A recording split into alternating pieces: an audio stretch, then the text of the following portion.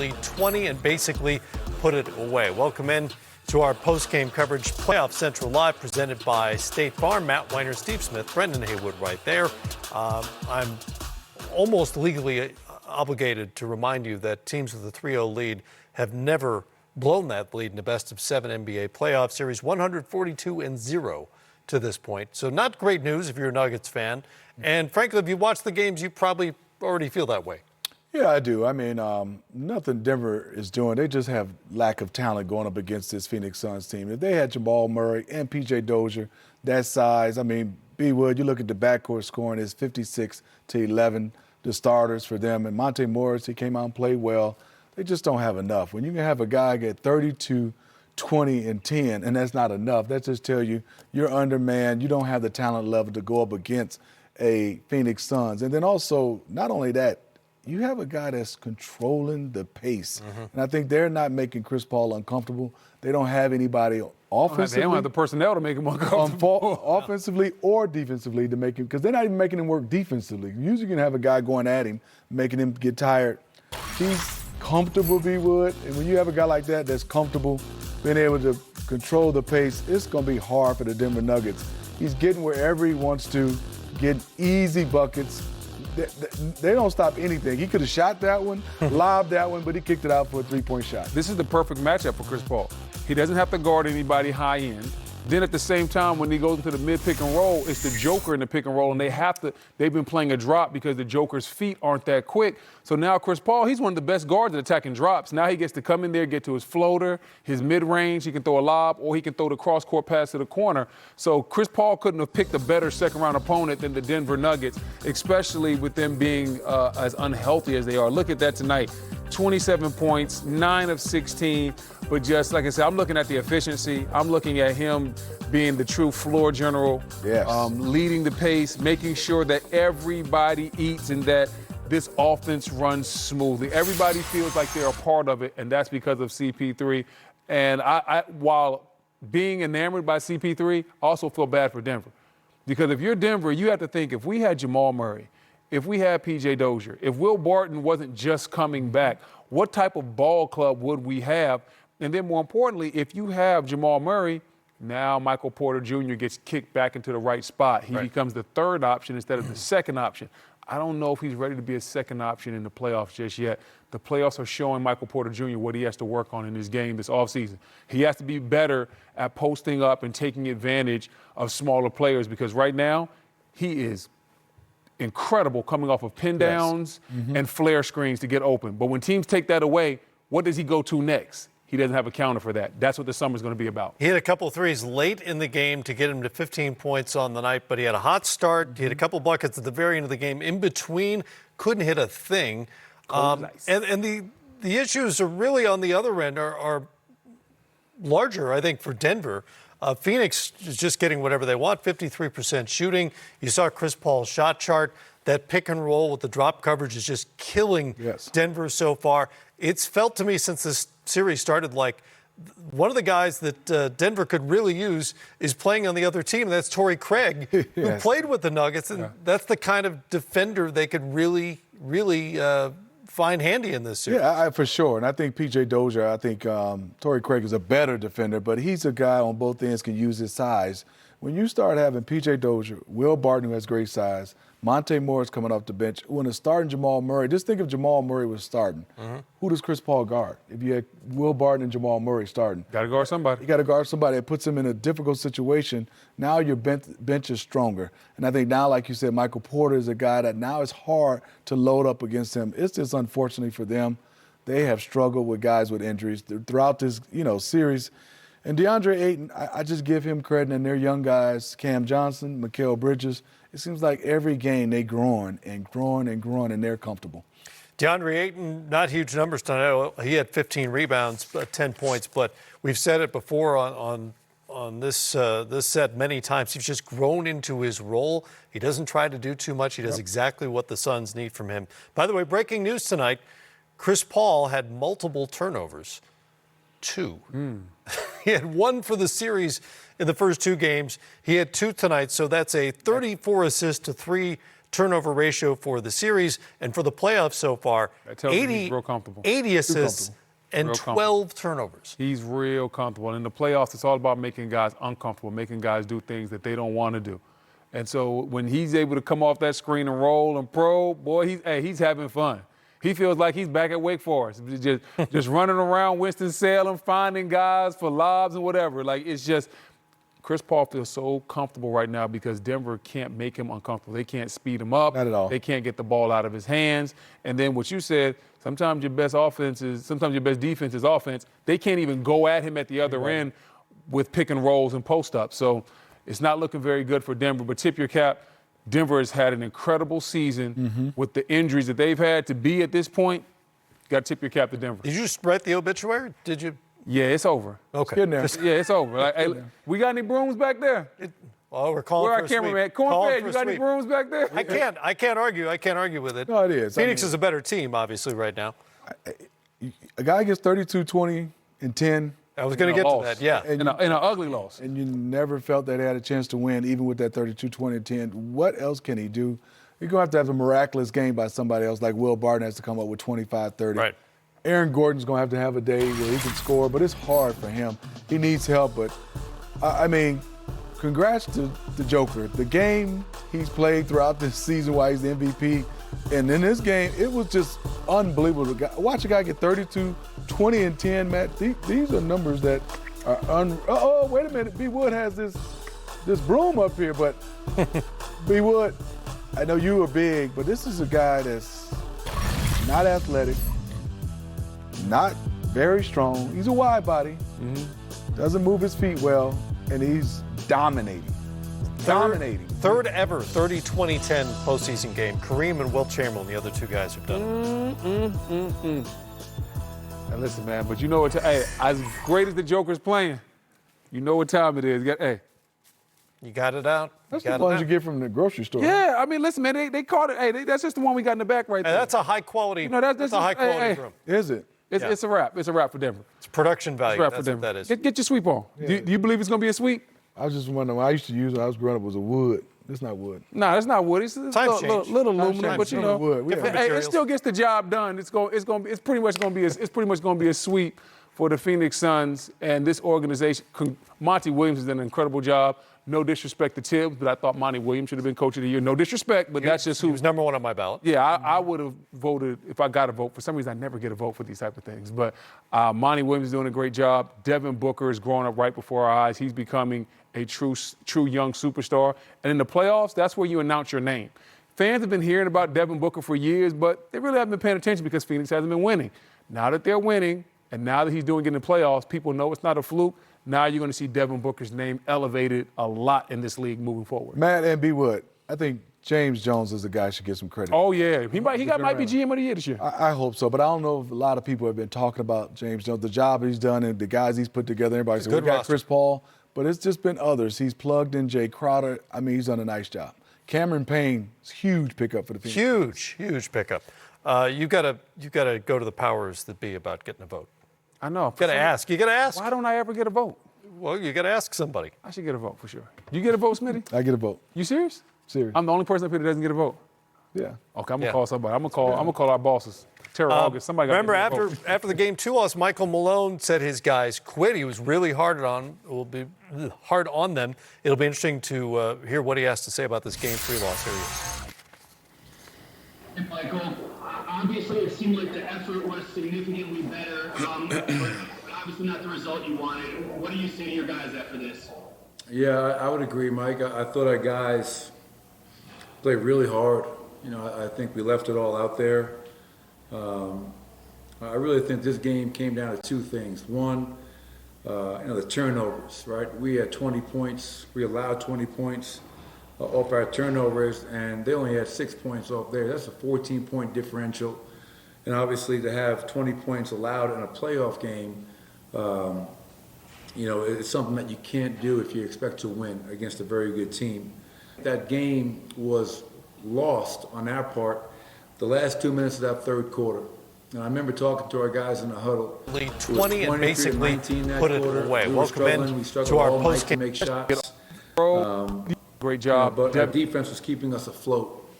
And I think the overall score at that point was 82-74. So we're within range. We're in striking distance. They closed that quarter on an 8-2 run, and they start the fourth quarter on a 6-0 run. So that 14-2 run was insurmountable. And we can't afford to allow those runs to happen offensively and defensively. But yeah, the effort was there, but let's be honest. I mean, this is game 3 of the Western Conference semifinals. I'm tired of people saying, hey, our guys played hard. They should play hard. I mean, like, that's not something to be proud about. I mean, that's our job, to go out there and compete and play hard. That should be a given. So they did that tonight, and it's just unfortunate. Our crowd was great. Can't thank them enough. Obviously, Nicola's award before the game was a tremendous moment for Nicola, this team, this franchise, this city, and this fans. But they were great tonight, and I just feel bad that we weren't able to pull out a win for them, because they made this atmosphere electric, and we just came up short. Katie Lynchy, Good Sports. Hey, Coach, can you describe the lift that Monte Morris and Will Barton gave you off the bench tonight? Yeah, I mean, it was, I challenged Monte today. I hit him up, I sent him a text, and I just said, which Monte is going to show up tonight? Is it going to be Monte Morris from game 5 and 6 against Portland? Or is it going to be Monte Morris from game 1 and 2 against Phoenix? And I let him know how important he was to this team and that we needed him. And I knew that he was going to embrace that message and come out and play at a high level, and he did that, Katie. Obviously, Will Barton, I played him too many minutes, 28. But once again, I thought both he and Monte came into the game. We got off to a slow start. We didn't defend anybody in that first quarter.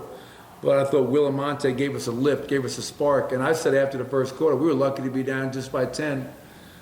Second quarter, I thought we played terrific, especially on defense. But it's really hard to win a game when you struggle to make shots and miss the number of quality looks that we got. And that's been the story of this series. They're a good defensive team, taking nothing away from them. But we have missed a tremendous amount of open looks that we're accustomed to making. Jacob Toby, 9 News Denver. Coach, what was the mood from the guys in the locker room? What were some of the things that were going on? Obviously not too much detail, but just what was the mood from the guys? Oh, I think frustration. I think we all know that we're playing a good team in the Phoenix Suns. We all know that we're not completely healthy, but we also know we're playing better than we have played in these 3 games. And I think we gave ourselves a chance, like I said earlier, Jacob, 2 minutes to go in the third, but right there, this is going to be a great fourth quarter, and it's funny how quickly a game can change. We saw that in game 1 in Phoenix. We saw it early in that third quarter in game 2. And tonight, the end of that third, start of the fourth, that 2, 3, 4 minute stretch was enough to decide this ball game. So I'd say the mood is definitely one of frustration. My only thing to our guys is we're down 3-0. We can't try to win 4 games in a row in game 4. Our whole focus is on trying to win a game. And I know for myself, I can't speak for anyone else, the last thing I want to see is the Phoenix Suns pushing a broom across that court after game 4. We have had a tremendous season, tremendous. I said going into this year, you can't judge a season by the end result. We got to the Western Conference Finals last year. Well, certain things can happen where we could have a better season this year and not get as far. But the one thing I don't want is for us to go out just quietly into that good night. I hope we show some real fight and resolve and force this series to go back to Phoenix for a game 5. Vinny Benedetto, Denver Gazette. Hey, Michael, I think there were a couple situations in that third quarter, definitely in the second half, where they kind of extend that lead to double digits, and then they get second chance threes. I think one was Devin Booker in the corner. I think another one was Cam Johnson. Just how frustrating is that to kind of, I think you get back to 7 and then you give up the second chance 3. Yeah, it's always, frustrating. We dominated the glass tonight, 46-38. We had 18 offensive rebounds for 21 points. But when you're trying to make that comeback, to your point, there's one possession that I remember vividly. it's a loose ball. It's a loose ball, and who wants it? Who's going to come up with it? And, they come up with a loose ball, they get a 3. They come up with an offensive rebound, they get a 3. You make it really hard on yourself to succeed in that comeback attempt when you don't come up with those rebounds and/or loose balls. So, that was definitely unfortunate in those instances. Harrison Wynn, DNVR. Hey, Michael, I know you talked a little throughout the series about just the mental and physical fatigue that Nicole is probably experiencing right now. If he goes out tonight, it seems like he really gave it everything he got. What do you think of his night and just how he tried to carry you guys to the end?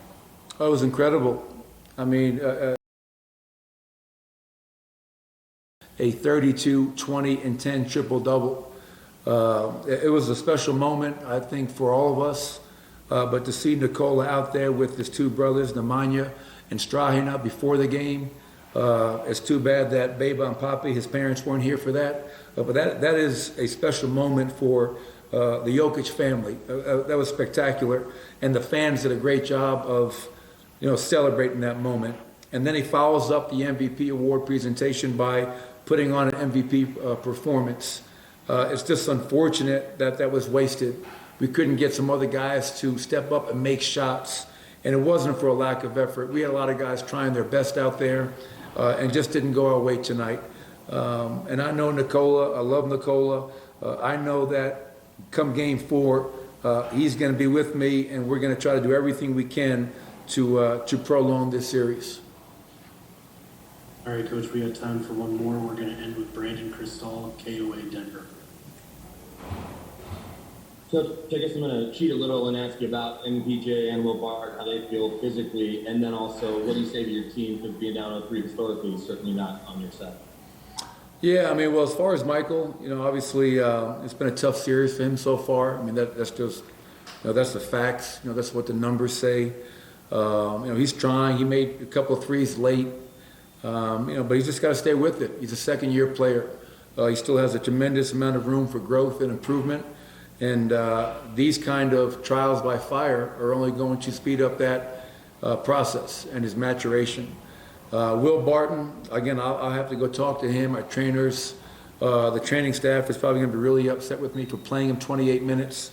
But a conversation that Will and I had, he understood the risks that were inherent with playing that many minutes, but he wanted to put himself out there and try to do whatever he could to help his team. As far as the 3-0 deficit, yes, history is not on our side. But you know what? We have rewritten history the last couple of years. When we were down 3-1 twice last year, it was never about trying to win 3 more games. It was about winning the next game, winning the first quarter, winning the second quarter. And that's got to be our mindset. My only hope is that we haven't let go of the rope, because what history tells us. My only hope is that come Sunday afternoon, evening, whenever that game is, that our guys show up and fight. I think lost to Detroit in the finals for Zip. That was the finals. This is the second round, and Jokic and his Denver Nuggets face exactly that fate, down 0-3. Here he was after a monster night in a loss. Can you describe what that pregame moment was like for you with your brothers and your teammates all behind you, like mobbing you when you lifted up the trophy? Yeah, it was a special moment, of course. I enjoyed the moment. I really wish that my wife could be here and my parents. But I'm really glad that I had my teammates behind me because, I mean, like I said, if you guys understood me, this is my trophy, but it's because of all of them, so I need to thank them, First my family, and then coaches, players, medical staff, of course ownership, and front office. Sean Keeler, Denver Post. Nicole, you guys have faced every kind of desperation in history, in recent years, last year, obviously. How is this different? How is this, or is it different when a 3-0 at home a night like this compared to last year? Yeah, I mean, I think the Dodgers' mindset is the 4 game, just try and leave everything out there, 4 game is I mean, if you lose, we're out. We're going home. So we just need to go out there and fight and give everything what we got on game 4. That's the mindset. Katie Wingy, Altitude Sports. Nikola, a big triple-double for you tonight. Where did you feel like you find your spots, and did you feel like you were all over the floor with 20 and basically rebounds put it within away? that? It just felt like you were finding your teammates, you were on the boards, and you were knocking down shots. I mean, I didn't knock down shots. 20 I and think basically did a really put good it job away. Welcome in to our post-game being coverage, there. Playoff Central But still, I Live. think I presented missed a by- couple easy ones. But even if I miss, I think, I mean, now when I'm thinking what shots I miss, I think I will shoot it again. I wouldn't pass the shot because I think it was kind of my shots. But they did a really good job, especially Ethan, and give that guy credit. I tried my best for real. I just didn't want to lose, you know, and I was trying to give everything what I got on the floor. Joel Rush, Forbes. Hey Nikola, congratulations on the MVP. In the third quarter, there was a play where you hit Aaron Gordon on a cut, and it seems like you guys may not be getting as many of those plays as usual. Is Phoenix doing something defensively to limit that, and is there anything you guys need to do to get that? I think they are probably watch us how we play, and they know how they guard us.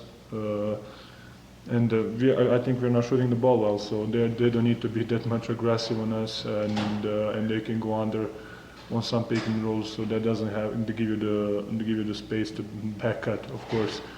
Hopefully, I mean, we made more threes than them, but the percentage was not good. So hopefully we're gonna find and make easy shots, and we're gonna open more place for guards and wings for the backcuts. Arnie Stapleton, Associated Press. Yeah, Nikola, history obviously is not on your side. Nobody's ever come back from a 3-0 deficit. But how do you counter that, seeping into your thoughts, just focus on Sunday and that's it? I mean, just focus on Sunday. That's going to be, we need to do much better job. They're shooting 50 from field, 40 from the 45 from the field, from the 3, and they're getting to the free throw line. They're making those. We don't even get to the free throw line, I think, that much, and we are not even making those, you know. So, I think the fight is going to be something that we gotta, the mindset we gotta be. We need to win a game, you know. So just whatever we need to do. Jacob Toby, 9 News Denver. Nikola, going back to the beginning before the games, how special was it for you to get the trophy and just feel the love from everybody? It's like I said. It's really, I wish that that my rest of my family was there. My brothers. I grew up with my brothers, and they affect my life a lot. I wish my wife she couldn't be here. So I wish she was here. She was here because again she affect my life, and my mom and dad who my parents. So it was really nice, but I wish it could be, my whole family here, because this is their trophy too. Brandon Cristal, KOA Denver. Yeah, Nikola, you said you tried your best and you left it all on the floor. What's your level of frustration to have a game like you've had and have just a tough series and be down 0-3? I mean, I'm frustrated with myself because I miss shots, and I think I didn't play on top of my game, especially shooting wise. I think I need to make it's gonna be much easier for us if I start making shots. Of course, they're making it tough to make those shots. I'm just saying, I'm not saying that they're not. Because of them, I'm missing, not because I'm a special player. All right, Nikola, we got time for one more. We're going to end with Christos Saltes from SDNA Greece. Hey, Nikola, hope you're doing well. What was your message in the locker room after that game ahead of game 4? And also, How can one win change the whole season, the whole series and the momentum of that series? I mean, I said to you guys, it was my bad. I really needed to be better, and just game 4, we needed to feel the win, So I think if or when we feel the win, it's going to be much easier for us. Of energy and force, and at the end, the spacing that we had when they were blitzing, we were getting open threes and looks at the rim. Those are the things we work on in practice, and so I'm just, I'm glad we have those kinds of leads in the second half. As a coach, you're just grateful for the win and grateful for the effort that the guys give to the team and each other. Next up is Kellen Olson with Arizona Sports, followed by Dwayne Rankin. Hey, Monty, there was that run in the back half of the third quarter where it was just possession after possession. Both teams were scoring. But once Denver stopped, you guys just kept scoring. What does it say about the team's resiliency and to go back to poise from the pregame to just take those shots and then keep hitting them on their own end? Yeah, I mean, we talked about it this morning, having a great deal of poise and balance mentally. On their home floor, they're going to have runs. But I thought we just played with a relentless attitude tonight. That's been who we are, who we have been all season long. And they were scoring, we scored, and then we started getting consecutive stops. And that third quarter, holding them, like I said, to 21 points, I thought that gave us a lot of confidence. And then in the fourth, we did what we had to do to get the win. Next up is Dwayne Rankin with the Arizona Republic, and then Jovan Buha.